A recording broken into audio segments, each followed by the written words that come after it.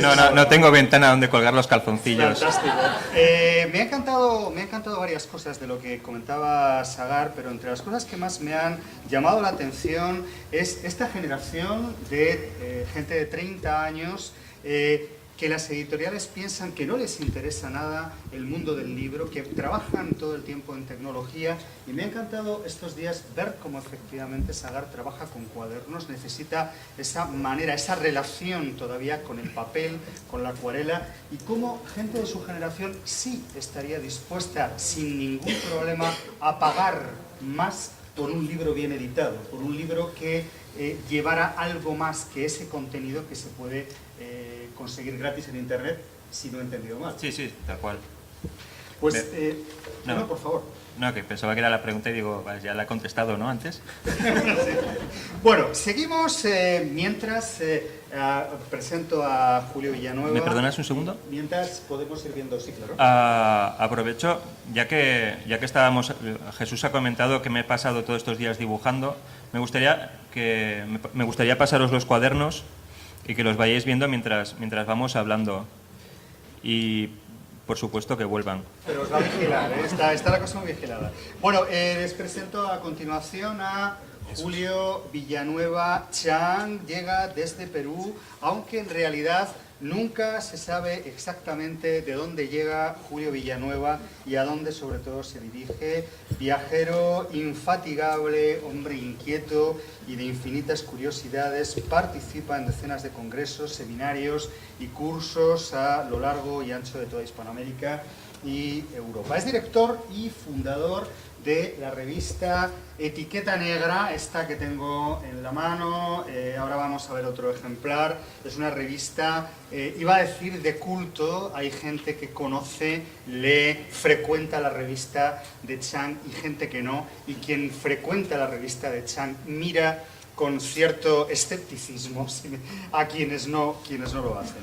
Es una revista, por supuesto, que les recomiendo. Si tienen ocasión de ojearla, háganlo. Es premio Villanueva Chang de la Sociedad Interamericana de Prensa. Es maestro de la mítica Fundación García Márquez para el Nuevo Periodismo Iberoamericano. Es autor de los libros Mariposas y Murciélagos. Y no puede ser Eligos Criminales, me he equivocado escribiendo elogios criminales. Sus crónicas han sido también traducidas, aquí tienen otro número, como ven, exquisito siempre, la cubierta de esta revista de la que les hablaba, Etiqueta Negra. Sus crónicas, decía, han sido traducidas a diversos idiomas, en diarios y revistas de media docena de países. Julio Villanueva Chang, aquí lo tenemos, bienvenido, gracias por acompañarnos, y vamos a necesitar instalar este pendrive, pequeño pendrive. Sí. Yo manejarlo de aquí. ¿Sí? Sí. ¿Quieres que te deje? Cambiamos sin ningún problema. Puedo cronometrar desde allí, no hay ningún problema. Sí, tal vez sea más sencillo. No, es un PDF. Ya pasando, cuando termine, igual en las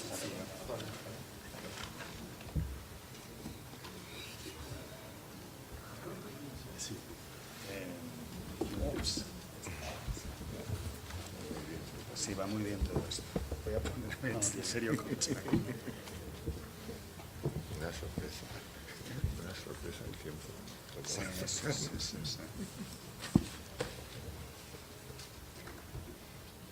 Disculpad, son las servidumbres de la tecnología, pero lo arreglamos enseguida.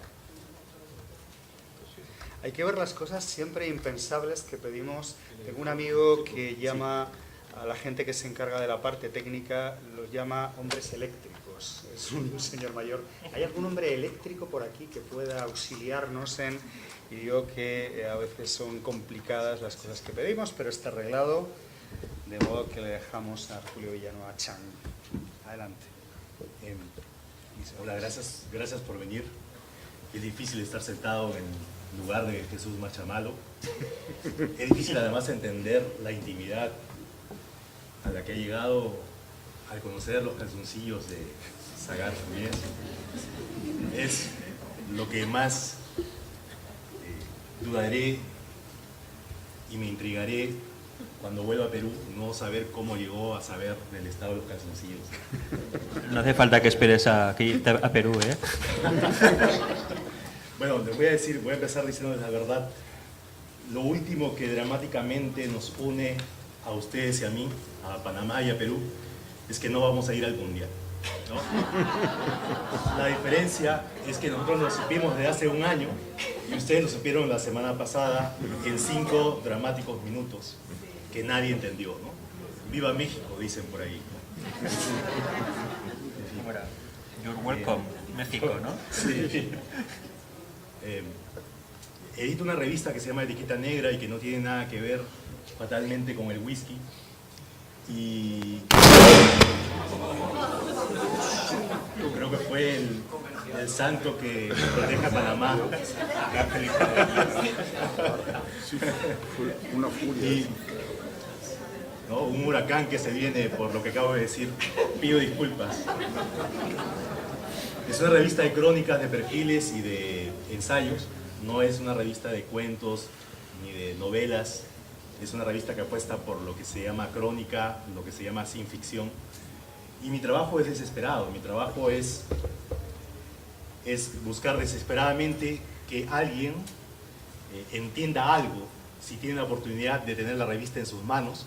Mi trabajo es buscar desesperadamente que alguien se indigne, llore o se ría con algo.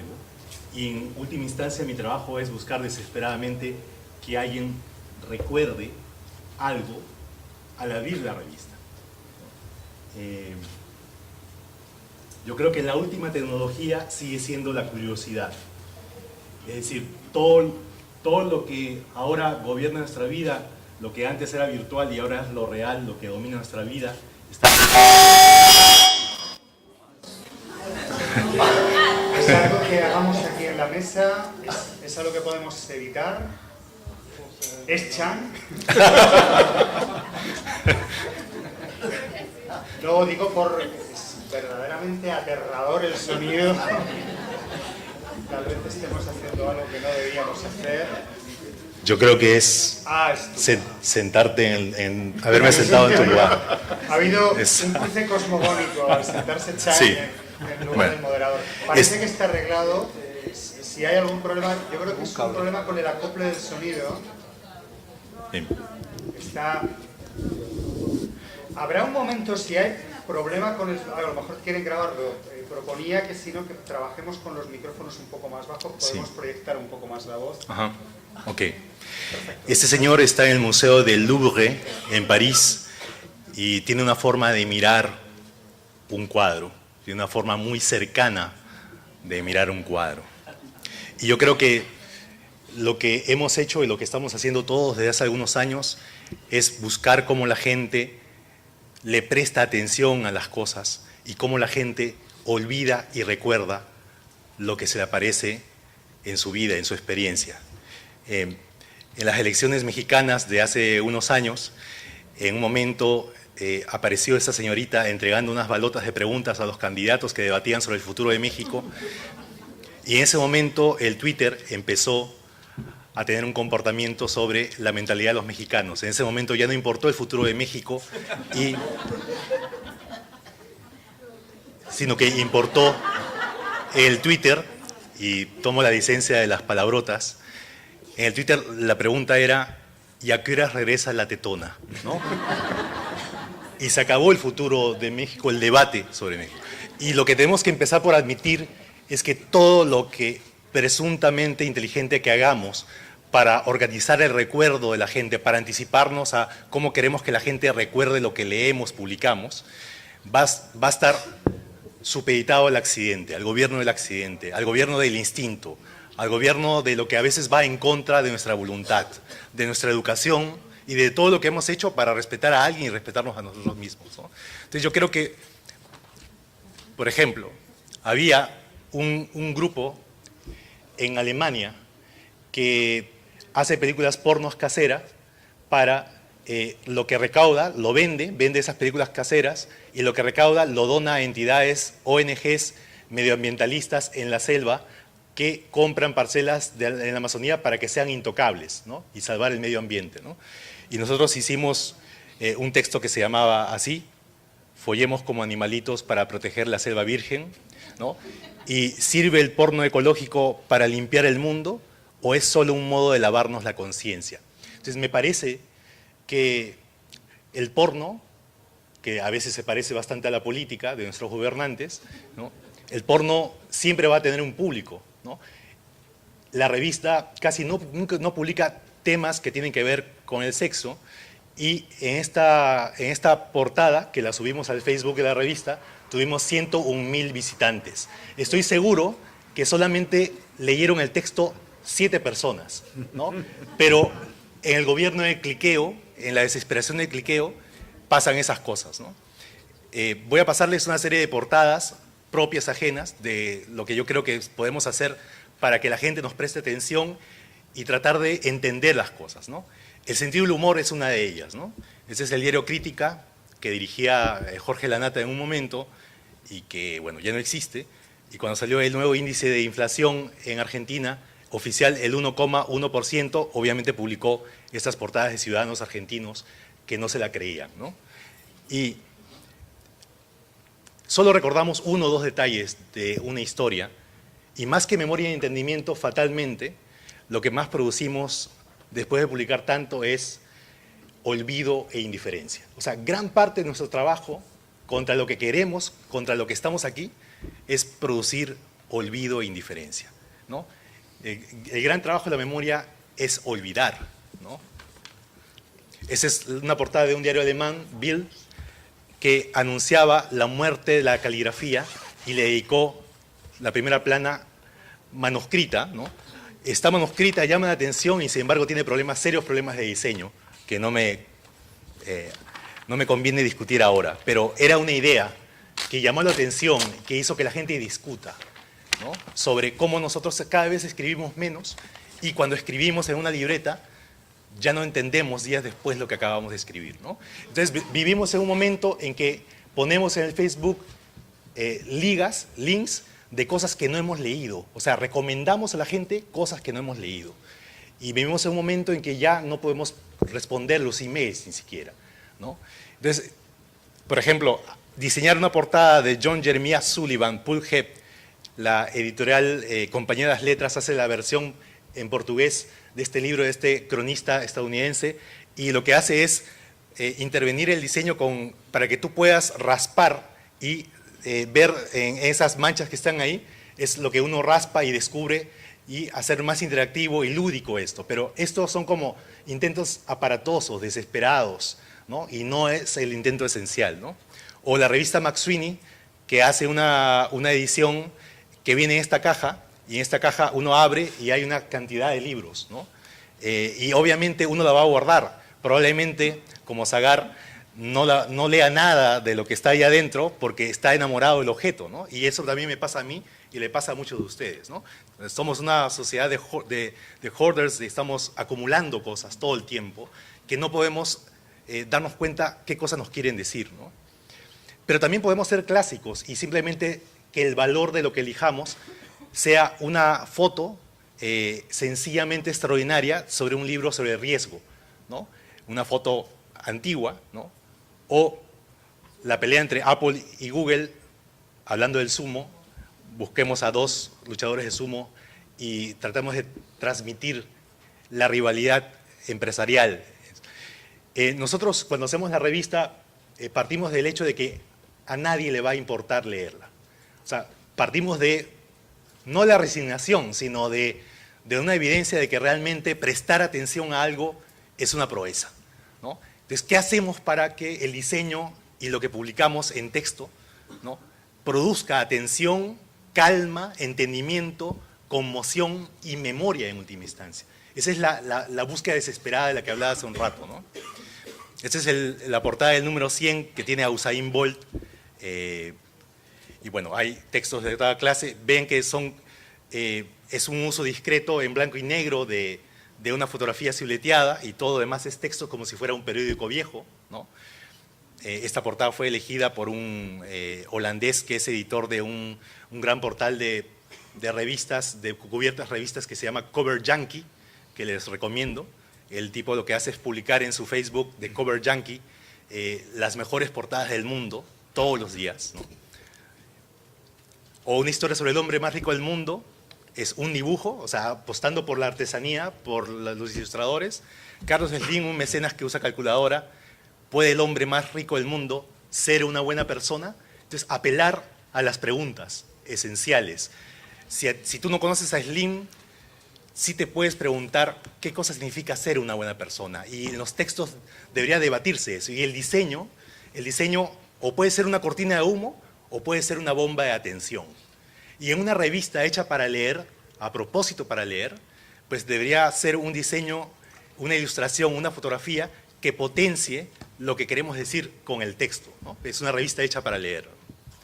O un texto ya no sobre un hombre que domina nuestras vidas como Slim, cobrándonos por cada segundo de teléfono, sino un texto sobre la lejana Corea del Sur, el país del día siguiente, cómo no sentirse tan lento en un lugar donde al aterrizar envejeces 9 meses, la frase más común es rápido, rápido, y la gente consulta en su computadora los minutos que le quedan al presidente en el poder, ¿no? Entonces, en Corea del Sur hay este uso del tiempo vertiginoso, como nervioso, ¿no? Te cuentan la edad desde el momento de la concepción y no desde el primer año, ¿no? Entonces envejeces apenas. Bueno, las mediciones de rango de atención promedio, estas cosas tómenselo a la broma, pero las pongo para que tengamos una cifra, es de 12 segundos en el año 2000 y de 8 segundos en el 2012, ¿no? Hace 7 años hubo una encuesta que nos decía que el 15% de las personas que estaban teniendo sexo interrumpían el sexo que estaban teniendo para contestar una llamada telefónica. ¿Ok? Hace 7 años, ¿ah? Imagínense ahora que hay más gente con celular, ¿no? Se supone que el sexo es lo más delicioso. ¿Qué pasará con textos largos, sesudos, elaborados que publicamos? O sea, ¿para quién estamos escribiendo? ¿Tiene sentido esto? Entonces, la artesanía, apostar por la artesanía, los detalles nos permiten concentrarnos en un punto. Solamente recordamos uno o dos y el mayor trabajo de memoria es olvidar, ¿no? Vargas Llosa, que está en este congreso, cuando ganó el Nobel, improvisamos un número que se llamó Vargas Llosa gana el Nobel, pierde la voz y se cae de una silla. Historia de una gran alegría. Ustedes saben que cuando él ganó se quedó afónico por tantas entrevistas que dio, no podía hablar, estaba en peligro su discurso del Nobel. Una señorita fotógrafa le pidió que se subiera en una silla para fotografiarlo y el tipo se cayó, ¿no? Nuestro gran escritor se cayó y después la limusina que lo esperaba en la puerta de la academia se estropeó, ¿no? En medio de la nieve. Entonces es una crónica que cuenta no solamente la gloria de ganar el Nobel, sino esos pequeños detalles. Entonces lo que uno hace es producir pequeños asombros, pequeñas indignaciones, ¿no? Todo el tiempo estás buscando eso.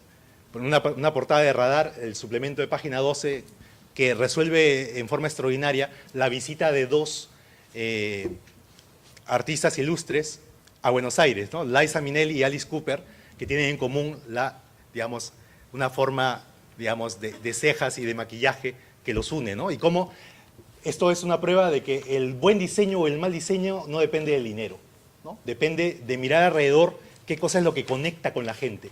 Y eso no se aprende en la universidad, no se aprende más que desde el instinto, desde el sentido común, desde nuestra propia experiencia, ¿no?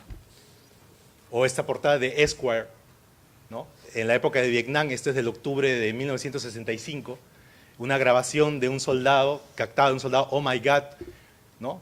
Le dimos a una niñita, ¿no? Entonces no necesitas nada más que eso, ¿no? Algo potentísimo en sí mismo, en su mera enunciación, ¿no? Seguimos con los dibujos en la revista.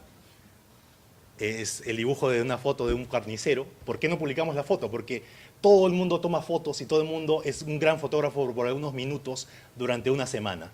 Entonces, si seguimos publicando más fotos, cuando hay más dificultad de encontrar grandes y memorables fotos, además los fotógrafos son caros, pues lo que hay que apelar es ¿por qué nos asombran los dibujos de Sagar, por ejemplo, ¿no? Si son dibujos, si todos hemos dibujado, aunque mal, muy mal, ¿por qué nos siguen asombrando? pues ese es el misterio, ¿no? La artesanía, ¿no? El carnicero es confiable, alguien que corta vacas y cerdos en pedazos, ¿no? O la portada que dedicamos al fin del mundo, cuando todo el mundo hablaba del fin del mundo en diciembre. El fin del mundo fue una gran idea hasta que sobrevivimos, ¿no? Y ya ven, o sea, es básicamente, no hay fotografías, nosotros apostamos por trabajar con ilustradores, con diseñadores, ¿no? O 3 ensayos sobre el fin del mundo, ¿no? O 3 ensayos sobre el inicio del mundo. No quiero hijos, Toño Angulo Daneri. Espero hijos, Jana Romanova. Tengo hijos, Katy Roife, ¿no?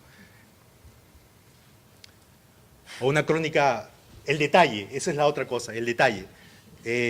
Cómo contar una historia más sobre García Márquez, ¿no? Pues hablando con su dentista, ¿no? Y es la historia secreta de una sonrisa. Y lo que necesitas es un cepillo de dientes y una fotografía íntima entre el dentista y el escritor, ¿no? Y el diente, la muela de García Márquez, que la tuve en mis manos para poder mostrarla. Este no es un diente de utilería, es una muela de García Márquez que la tuve en mis manos unos segundos, ¿no?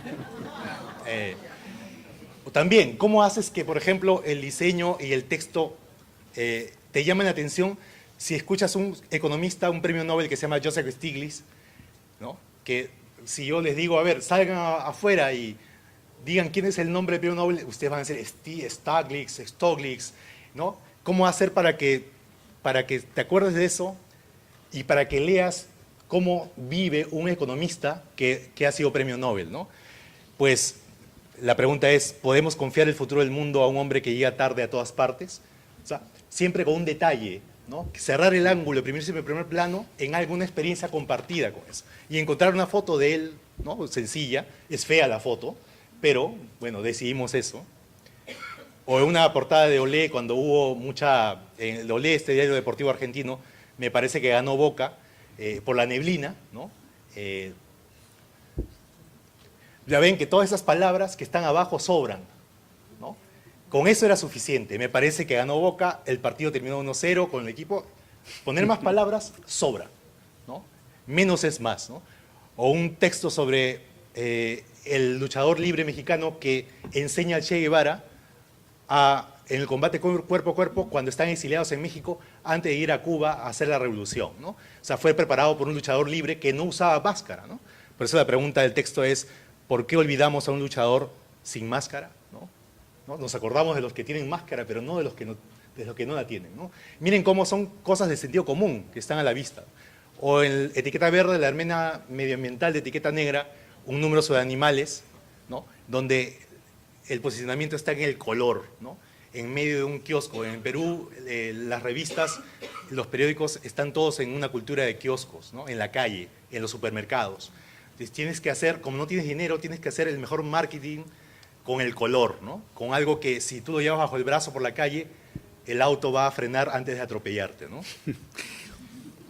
Julio sí. Villanueva, no he querido interrumpirle, llevaba 17 minutos, sí, porque como le había dado 15 a Sagar, digo, si le corto se va, sí, no, voy a se va a terminar. mosquear conmigo Julio. De todas maneras, teníamos una broma, un par de minutos más sin ningún problema, que era, si a alguno le sobra un minuto, por favor que se lo pase a Chang y que él disponga de él. No, nada, es simplemente esto, a veces son cosas mínimas que son hermosas en sí mismas y llaman la atención justamente por estar en medio de un vacío, ¿no? Y estamos tan saturados de imágenes que lo que tenemos que hacer es calmarnos, buscar, como decía Jorge de Buen, los blancos, ¿no? Limpiarnos la mirada, ¿no? Bueno, vamos a seguir discutiendo de esto en los siguientes minutos. Me ha gustado, muchísimas gracias, Julio Villanueva. En primer lugar, ha hablado de fútbol, ha roto esta maldición que perseguía a los integrantes de la mesa, de gente rara, estrafalaria, que no sabía de fútbol, y me alegro que Chang haya roto una lanza en aras a mantener nuestra normalidad. Me ha gustado lo que decía, esa obsesión por la visibilidad. La tecnología de repente nos permite ser visibles y vivimos una obsesión por ser visibles, por que nos vean, por que nos sigan, por tener seguidores en Twitter, por tener amigos, entrecomillando todo lo que quieran en Facebook. ¿Cómo se vive eso desde los medios de comunicación? Esa obsesión que tiene que ver con el número más que efectivamente con la calidad o con la atención que nos prestan.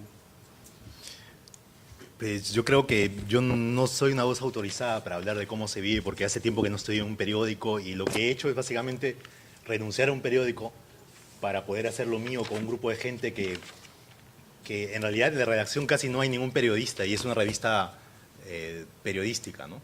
Porque creemos que en general, con excepciones por supuesto, a los periodistas no les importa la gente. Cuando escriben y publican las cosas les importa terminar las cosas, les importa hacerlas bien, y cuando alguien dice que quiere hacer bien algo, quiere decir que hay 200.000 que están haciendo lo mismo, y a mí no me interesa de verdad hacer algo mediocremente bueno, ¿no? O te la juegas por algo memorable que la gente va a debatir, ¿no? Que va a tener que ver con tu vida, ¿no? Y que por eso va a ser político, ¿no?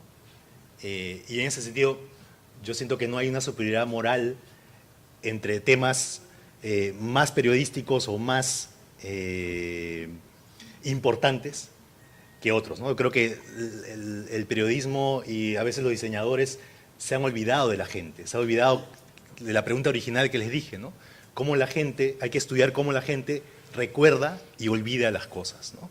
Y no tiene nada que ver a veces con la educación o la voluntad, ¿no?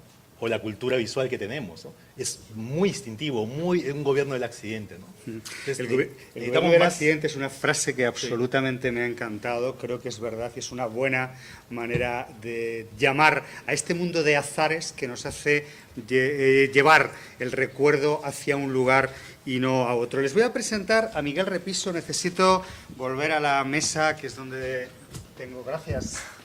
Gracias.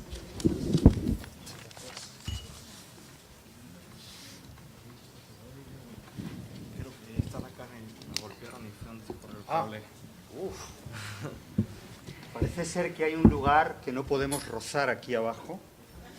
Ah, sí, ya lo veo.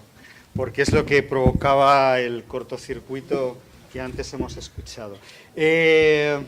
Bueno, Miguel Repiso es nuestro último participante en esta mesa. Viene de Argentina, es autodidacta, dibujante, humorista y narrador, editorialista gráfico. No sé si es una buena manera de llamarlo, ahora nos contará. Publicó su primer libro en marzo de 1976, cuando tenía apenas 14 años. Participó en la revista Humor, registrado desde su inicio en 1978, donde publicó las series El recepcionista de arriba, Los Alfonsín, Joven argentino y Postales en la Fierro de los 80. Colabora en el diario Página 12, donde hace la tira de contratapa desde el primer número, y dibuja semanalmente para la revista 23 todos los días en El Tiempo de Colombia, en el diario El Telégrafo de Ecuador, y bimestralmente en Orsay, o sea que trabaja muchísimo, como están ustedes viendo. Tiene publicados cerca de 28 libros, entre ellos Buenos Aires dibujada, Rep para todos, el último es 200 años de periodismo, le han aplaudido antes de tiempo en la sala de al lado, Rep. Trabaja ahora mismo para ediciones en Argentina y españolas de Don Quijote de la Mancha de Cervantes. He conseguido en internet alguna de las imágenes en su página web, que naturalmente les invito a visitar. He conseguido, alguna de las imágenes para que vean algunas de las cosas que hace Rep. Este año hará un libro sobre el Congreso argentino y llevará a cabo la ilustración de la Divina Comedia de Dante, que desde luego no es un mal empeño para un año. Gracias por acompañarnos, Miguel Repiso. Bienvenido. Gracias, Jesús. Antes que nada, publiqué cerca de 28 libros, debe ser 27 o 29, no hay mucha opción, ¿no? Debo haber publicado, sí, 28 libros seguramente. 28 libros de autoría propia, luego como que muchos en colaboración, por ejemplo, esa colección que creó el mexicano Rius, que se llama Para Principiantes, esos no los considero mis libros, y sí, sin embargo, hice 5 biografías dibujadas para principiantes, y son biografías literarias y alguna política, ¿no? Yo también me preguntaba por qué uno está acá, ¿no?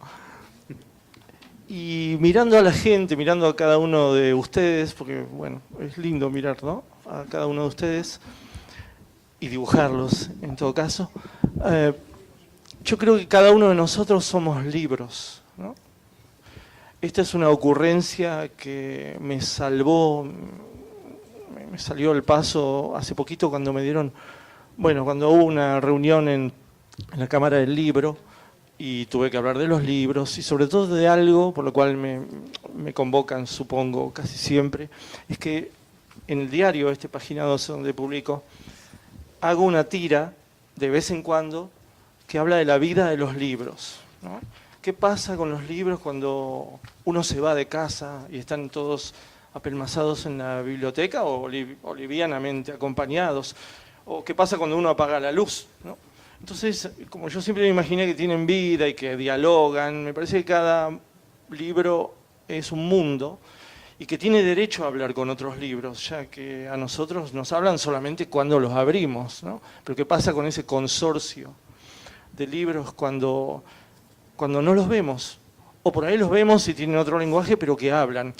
Esta ficción a mí me ha llevado a abordar el tema de los libros y las bibliotecas de muchas maneras, porque se van agotando, ¿no?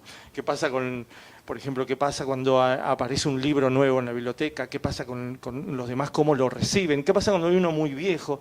¿Qué ocurre cuando hay un libro, cuando no lo abrieron del todo, están las hojas pegadas, es decir, ha sido intocado y sin embargo está ahí exhibido como leído? ¿Qué pasa cuando un libro dice, ¿quién de ustedes tiene algo adentro? Es decir, una mariposa adentro, una rosa, algún billete de dólar o algún billete. Entonces la amplia gama que tienen los libros de amenizarnos, no solo cuando se abren, sino cuando están cerrados, a mí se me ocurren infinitas posibilidades. Y también se me ocurre que somos libros, ¿no? Como metáfora el libro es muy linda. Yo me imagino que somos libros, cada uno de nosotros, y a veces eso por ahí nos determina la felicidad o la infelicidad de nuestras vidas. ¿Estamos a la altura de los sueños que nos planteamos en el prólogo? Hay que llegar al final del libro, ¿no? Y a veces en una sola vida uno puede ser un libro con diferentes estilos, o diferentes cuentos, o diferentes tonos, ¿no? A veces es un libro ilustrado, a veces es un libro simplemente de una tipografía muy cerrada, mal diseñada muchas veces, con tapas espantosas, otras con una tapa muy elegante. Y una cosa final sobre esta idea de si somos libros, tampoco somos libros autistas cada uno de nosotros. Es decir, nos tienen que editar. ¿Quién nos edita? Porque no hay libros sin edición, ¿no? Entonces, ¿quién nos edita? ¿Qué editorial nos edita? ¿Qué editor nos edita? Y eso también habla de nosotros, ¿no? Yo también quisiera saber si estoy a la altura de los sueños de mis primeras páginas, ahora que promedio y un poquito más el libro que soy. Me parece que como metáfora el libro da para todo, y estamos hablando de libros objeto. No estamos pasando al otro misterio del futuro, aunque no es misterio porque ya lo estamos manejando, pero que todavía es muy difícil para mí dibujar una biblioteca de Kindles. Con un solo Kindle hace una biblioteca, es una cosa que le va a quitar mucho trabajo a los carpinteros.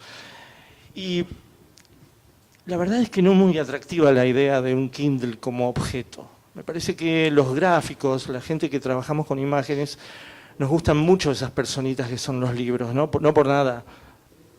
El compañero tiene libros que no leyó, pero por lo menos tiene libros. Será para ver el objeto, ¿no? Es lícito tener libros sin leerlos. A mí me toca leerlos porque cuando hago ilustraciones de tapas, que son muchas por año, y a veces ilustraciones en sus interiores, me los leo. No sé si se dice acá, así, me los leo.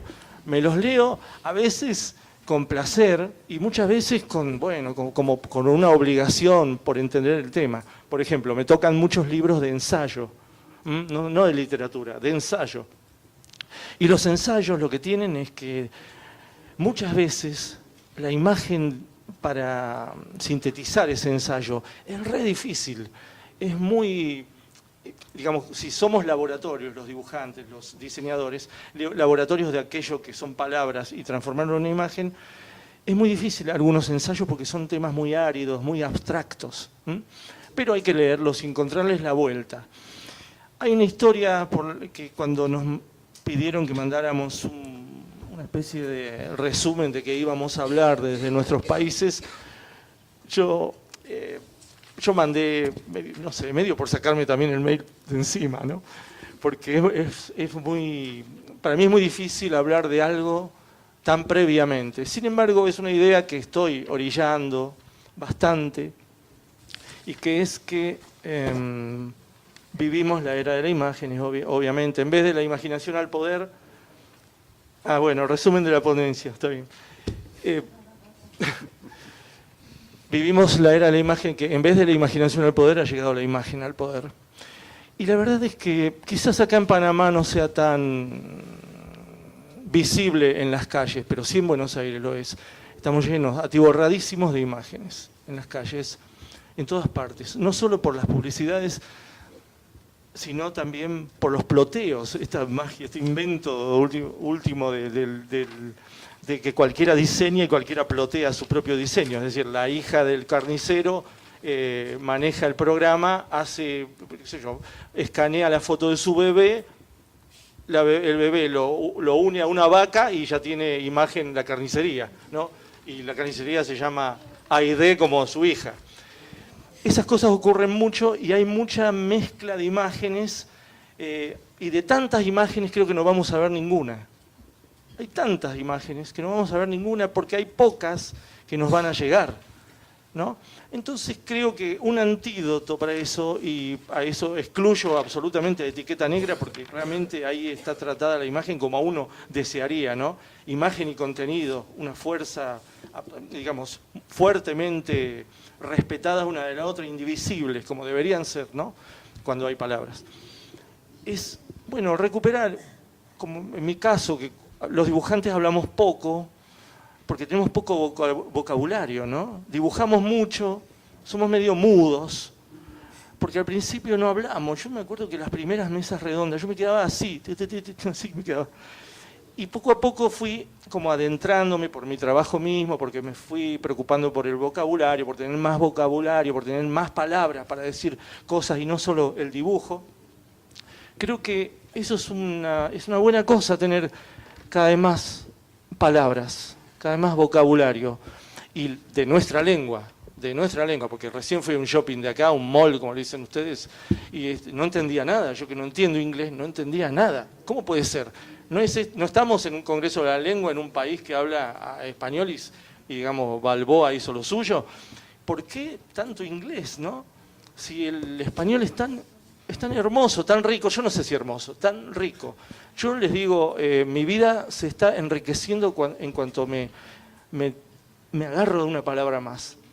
¿Por qué? Porque me ayuda a pensar más, no me ayuda a exponer más. Me abre más la cabeza, me abre más los horizontes. Antes el dibujo me abría mucho el horizonte, digamos. Para mí todo es dibujable, todo. A mí me dicen, dibujate la batalla de, no sé, Trafalgar. Y yo le digo, sí, la dibujo. No tengo miedo de que me digan, mirá, hay 3.000 contra 4.500, están uno pintado de un color, otro pintado de otro. Bueno, yo lo hago, qué sé yo, dame un poco de tiempo. Por eso puedo abordar con irresponsabilidad la Divina Comedia ahora, ¿no? Si lo pienso seriamente, me mato. Es tremendo. El Quijote ya bastante fue. Y ahora si van a mi habitación, en el 9º piso, van a ver un montón de hojas desplegadas porque traje el libro este del Congreso. Porque si yo viajaba y estos días no dibujaba, el Congreso no llego a la fecha. Entonces van a ver que hay un montón de hojas ahí desplegadas que van a ser los originales del libro del Congreso. ¿Cuántos minutos van, maestro? Tiene a su disposición, si quiere estar en tiempo, competir para ver quién hacía la charla más corta, le quedan un par de minutos. Si quiere sobrepasarlo, tiene 5 todavía. Bueno, el antídoto para mí, en tanto a la era de la imagen, en la cual estoy absolutamente harto y enemigo de la era de la imagen, porque la era de la imagen está manejada básicamente por los publicitarios. Y los publicitarios son, como sabemos, psicópatas que nos quieren vender cosas con bebés, con músculos, con cosas absolutamente inocentes, entre comillas. Me parece que la era de la imagen, un antídoto interesante que yo hallo trabajando, porque yo solo soy inteligente cuando dibujo, digamos. Aprendo las cosas cuando las dibujo, si no, no puedo pensar, yo no puedo pensar. Soy medio como él, que me la paso dibujando y no puedo ni pensar. Para mí es que hay que enseñarle a los niños historia del arte. Entonces vamos a llegar todos con una educación visual que nos va a preparar para encontrarnos con esas imágenes que son las que nos gustan, las que nos conmueven, las que no nos convienen, y nos van a mantener alerta, ¿saben? Yo creo que es lo único que he encontrado como respuesta a esta incertidumbre que vuelco aquí es historia del arte, ¿saben? La historia del arte que empieza en una caverna con estos muchachos o muchachas, porque yo he pensado que también eran las mujeres las que dibujaban, estas cosas tan hermosas que hoy uno las compara con ciertos dibujos de la modernidad y no hay la idea de evolución, no hay esa cosa positivista de decir el arte evolucionó, el dibujo evolucionó. Es tan bello aquello que uno ve en Altamira o en las cuevas francesas como muchos de los dibujos que hoy se ven, siempre y cuando hablando de dibujo. Así que mi aporte a este Congreso de la Lengua es que, bueno, que nos hagamos cada vez más amigos de más y más palabras del español y que estudiemos historia del arte. Gracias. Muchísimas gracias. Un segundo. Cuando Rep... ¿Tengo micrófono? Ah, sí. Cuando Rep decía de que los dibujantes no hablamos generalmente, me ha venido a la cabeza una cita de un poeta que vive en España que se llama Leo Messi, que dice: yo no tengo nada que decir, lo tengo que decir todo en el campo. Agradezco muchísimo a nuestros comparecientes que hayamos sido tan extremadamente cuidadosos con el tiempo. No sé qué tipo de fama me habré generado en el mundo de los congresos, pero de esta manera hemos conseguido tener un rato a su disposición para que pregunten, comenten, opinen, disientan o nos transmitan algunas de sus certezas o sus dudas. Me ha encantado, Miguel Repiso, varias cosas. Me ha encantado esta reivindicación de la palabra.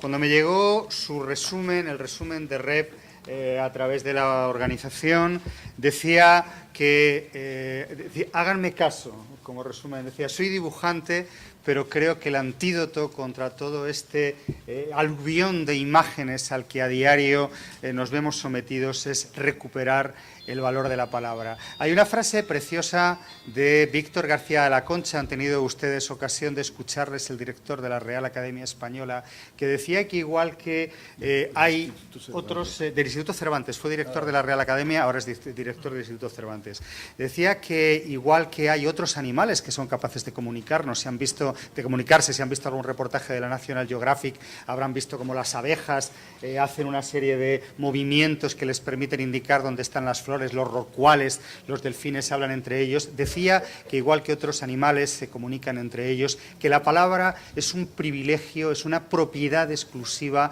de los hombres y de las mujeres. Nuestro mundo, contaba Víctor García de la Concha, está construido de palabras, está elaborado de palabras y necesitamos de la palabra para explicarlo y para comprenderlo. Nuestro mundo será más amplio según las palabras que utilicemos. Yo tengo aquí unos temas que, si ustedes no tienen inconveniente, podemos abordar, pero si quieren podemos escuchar alguno de sus comentarios, alguna de sus preguntas. ¿Alguien quiere preguntar algo? ¿Alguien de ustedes? Tenemos aquí en primera fila. Pero lo arreglamos. Tenemos, si no es fácil que de todos modos nos escuchemos. Mi nombre es Aide Betty, soy panameña y he escrito 3 libros también. Y a mí es un honor haberlos tenido aquí en Panamá y ustedes han abierto mi entendimiento a muchas cosas, porque ni siquiera he leído tantos libros ni nada, pero tengo una colección de libros en la casa. Hay veces, yo nací con parálisis cerebral y cuando me pongo a leer un libro rezo, me duermo más rápido que ligero. Si es una novela que que hable sobre países, idiomas o algo así, mi mente se me despierto y puedo leerlo todo. Pero yo creo que lo que me abrió más el entendimiento fue leer. Porque yo leía de noche, porque tengo sufrir de insomnio mucho tiempo.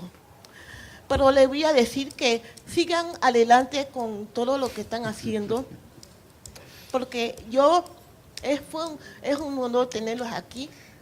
Y aquí también tengo mi libro también que se llama De Blanco a Negro, las cosas que solo me pasan a mí. Porque si no fuera porque las cosas me pasaron, yo nunca hubiera escrito ningún libro. Muchísimas gracias, Heidi.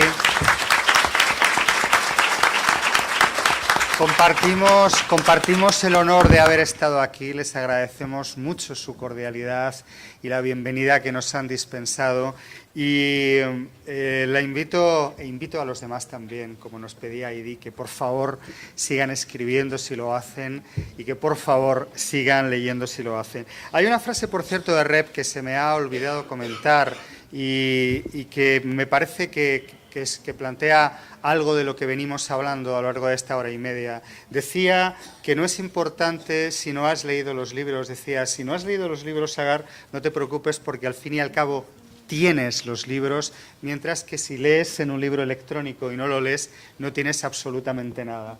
Tal vez deberíamos aprender, Rep, a valorar, no sé si nostálgicamente o no, pero sí a valorar ese contenido extra, digamos, ese valor añadido que tienes los libros como objetos. No importa que los leamos o no los leamos, los libros siguen ahí y los tenemos, ¿no? Sí, sí. Sí, creo que el libro, en ese sentido, el libro es eso que trataba de decir, son personajes, son cuerpos que están ahí esperándonos, a veces esperándonos de nuevo, ¿no? Muchas veces releer es leer. Para mí, muchas veces leo la primera vez y me quedan un montón de incógnitas que recién en la segunda lectura me parece estar en el discernimiento, ¿no? Releer un libro que te ha traído placer es leer por primera vez para mí. Así que sí, pero eso a mí se me da por ahora como un hombre analógico, ¿no? Tenía varias cosas que me gustaría comentar, por ejemplo, sobre el precio de los libros. Diego Moreno es el propietario de una de las editoriales emergentes en España, se llama Nórdica, y apuesta por el libro ilustrado. Habla de que, según él, se han cometido varios errores. Uno, por ejemplo, es desvalorizar, decía, el precio del libro electrónico. El comprador tiene que saber que está pagando por algo de calidad y que por ese algo de calidad se le está pidiendo un precio justo. Contaba que había añadido 2 euros a cada libro electrónico y que curiosamente vendía más, porque de otra forma el lector entendía que le estaban dando algo tan barato que no podía ser bueno. Estamos de acuerdo en que hay que revalorizar el libro electrónico haciendo un libro de calidad, aunque haya que pagar un poco más. ¿Estaría dispuesto los lectores a pagar un poco más por un libro hecho, bien, iba a decir impreso, qué error? ¿Qué pensamos? Daniel, por favor. Sí, hay una variable hoy de la cual se habla mucho, que es que no es el libro electrónico, sino es el libro enriquecido, que no tiene el formato EPUB tradicional, sino que tiene el formato aplicación. Es decir, yo el primer libro enriquecido que compré lo vi en un video de YouTube de Pablo Arrieta que lo mostraba, la buhonera de Cashin Cross, y dije, esto es maravilloso. Entonces inmediatamente entré al Apple Store y lo compré, con la excusa de comprarlo para mis hijos, que tiene las siguientes ventajas sobre el libro electrónico tradicional. No es mancillable por uno, o sea, uno no lo puede alterar, salvo uno puede verlo, pasear por él, es interactivo, las imágenes son con cierto grado de cinética, viene en distintos idiomas, uno puede verlo con el texto, sin el texto, uno puede grabar el texto y el libro es contado por uno mismo a su hijo. Con lo cual dije, esto me interesa un poco más en términos de editor que el libro electrónico convencional, en términos de diseño, de posibilidad, y creo que allí hay todo un camino grande por recorrer. Hay otra pregunta que quería poner sobre la mesa. Había un viejo presentador de televisión en España que decía, quiero poner un nuevo dato sobre la mesa, y siempre esperábamos que sacara un 4 gigante, de modo que perdónenme la analogía, pero sí me gustaría, Sagar y Rep, hay todavía una cierta idea de que los libros ilustrados son un territorio única y exclusivamente elaborado para los niños. Las editoriales tienen problemas de explicar que también hay libros ilustrados para adultos. Las librerías tienen problemas a la hora de colocarlo en una sección u otra, porque seguimos asociando, yo creo que, por supuesto, erróneamente, el libro ilustrado al libro infantil, ¿no? Bueno, por ejemplo, como respuesta, el libro que os estoy enseñando es un libro de dibujos de Barcelona, y cuando vas a la tienda a buscarlo no saben si ponerlo en libros infantiles, en libros ilustrados, en cómics o en guías de viaje. O sea, en cada tienda puedes ir y encontrarlo en un sitio diferente y en ninguno a la vez, ¿no? El problema yo creo que está en el propio, a veces en el propio librero o en el propio distribuidor, que no entienden dónde tienen que colocar el libro. En España yo creo que en los últimos años, hace como 10 años, 12 años, hubo un resurgimiento del libro infantil. Empezaron a florecer álbumes infantiles para niños con muy buena calidad. Editoriales como Calandraca ayudaron al boom del libro infantil. Y creo que al poco tiempo, cuando ya más o menos estaba quemando todo el material, empezó a cuidarse el libro también para adultos. A lo mejor con pintores como Miquel Barceló, por ejemplo, Javier Zabala, Antonio Saura, que le daban un plus de calidad al libro. Y habría un sector de público que antes no había. Pero creo que también, por otro lado, era la manera de intentar vender el libro que ya tienes 3 veces en casa, esta vez con dibujos.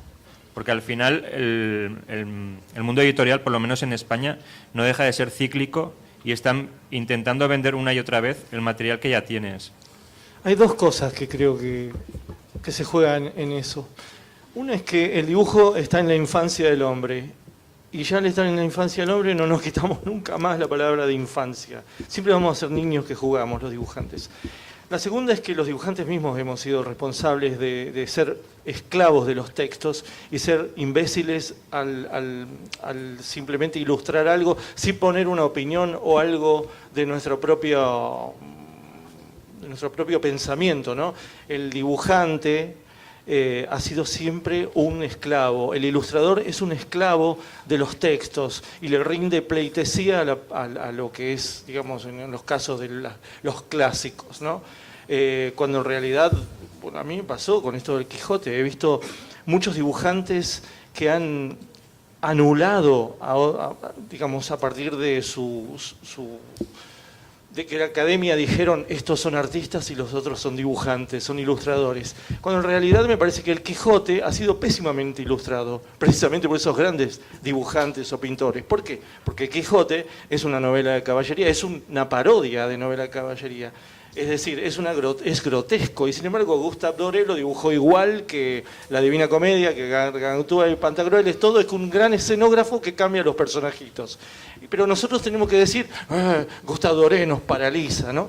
Y luego cuando lo agarra Dalí hace su versión, pero no es mejor que la del mejor ilustrador. Me parece que ninguno le ha faltado el respeto al clásico, a la denominación clásica, absurda, porque Miguel de Cervantes lo ha hecho para el pueblo, lo ha hecho graciosamente, y la verdad es que hay que dibujarlo, para mí, grotescamente, para acompañar esa aventura. Me parece que eso, hay un gran equívoco social, ¿no? Con el dibujante, con el ilustrador, y muchas veces somos los mismos acomplejados dibujantes los que hacemos el juego a eso. Bueno, voy a hacer un poco de verdugo y voy a anunciarle a Jesús que contamos con 5 o 7 minutos para concluir y que podemos aprovechar ese tiempo, evidentemente, con las preguntas del público o las que él tenga bien dirigir. Adelante. Buenas tardes. Observando los diseños de la revista del señor Villanueva, observaba, y me corrige si me equivoco, conozco muy poco de arte, pero a veces hay que hacer consultas para entender obras, que me parecía que el diseño parecía a la graficación de los años 70 y 80, donde se necesitaban pocas palabras y los gráficos eran muy distintos a lo que estamos acostumbrados a ver. Al observar esos diseños que actualmente no vemos mucho, nos llama mucho la atención y nos hace prestar mayor percepción del mismo. No sé si estoy equivocado o me corrige. Si hay más preguntas mientras, podemos acercar el micrófono. ¿Alguna pregunta más? Mientras... Sí, yo creo que esto es circular, ¿no? O sea, tarde o temprano volvemos a adorar lo antiguo, lo que ya fue.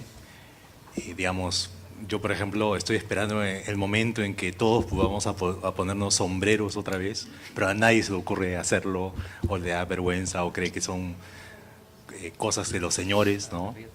Pero lo mismo pasó con el vinilo, ¿no? Son cosas muy sencillas, date cuenta que son cosas muy elementales, ¿no? Es un gusto por cierta forma de ser elegante, por cierta forma de acordarse de algo, ¿no?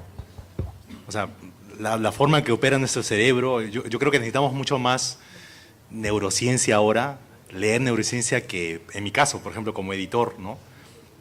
Que leer periodismo y literatura, ¿no? O sea, yo aprendo mucho más leyendo ahora todo lo que se sabe sobre lo que supuestamente no sabemos, ¿no? O lo que sabemos muy poco, o lo que siempre sabremos muy poco, que pues son libros que hay que leerlos, ¿no? Para poder entender cómo un hombre, una mujer, un niño o un anciano mira y recuerda algo, ¿no? O sea, yo creo que es circular y cíclico, ¿no? O sea, va a llegar otro momento en que, o sea, yo miro las primeras ediciones de Etiqueta Negra y me parecen horrorosas, ¿no? Me parecen un ataque visual, ¿no? El diseño compitiendo en ser llamativo con el texto, y lo que me asombra es cómo yo en ese momento no me daba cuenta, ¿no? De eso, para detenerlo, ¿no? O sea, yo fui responsable de eso, ¿no? Ahora me hago responsable de lo que viene, ¿no? Tengo una frase para Julio Villanueva, es una frase del Roto, uno de los mejores dibujantes en España y uno de quien mejor ha sabido ver la crisis que asola Europa, y decía que hay un error en pensar que lo inmediato es lo valioso. Hablaba de cómo las empresas periodísticas con frecuencia caen en la trampa de querer ser los más rápidos, querer publicar los primeros, cuando hay ocasiones en que es importante. Dice, hombre, si hay un tsunami sí que parece importante que te lo cuenten cuanto antes, pero sí es verdad que hay una obsesión por ser rápido en detrimento de ser riguroso. ¿Alguna pregunta más desde el público? ¿Algún comentario? Tenemos por allá atrás, sí quiero preguntar una cosa a Jorge de Buena antes de irnos. Bueno, estamos siendo... Quería decir que yo también estoy a favor de los sombreros. Creo que los sombreros son como el arte. La realidad es bajita, es petiza. La fotografía, uno cuando dibuja encima con un calco, la fotografía siempre queda bajito el dibujo, siempre queda como... no está estilizado. El arte estiliza y los sombreros también. Bueno, Muchas gracias. Un Un segundito que Daniel estaba terminando. Solo una cosa para reforzar lo de Rep. Cuando llegamos un par de días antes al Congreso y Marchamalo me preguntó, ¿lo conoces a Rep? Digo, lo vas a reconocer enseguida porque tiene un sombrerito muy particular. Que hoy no traje para sacarlo.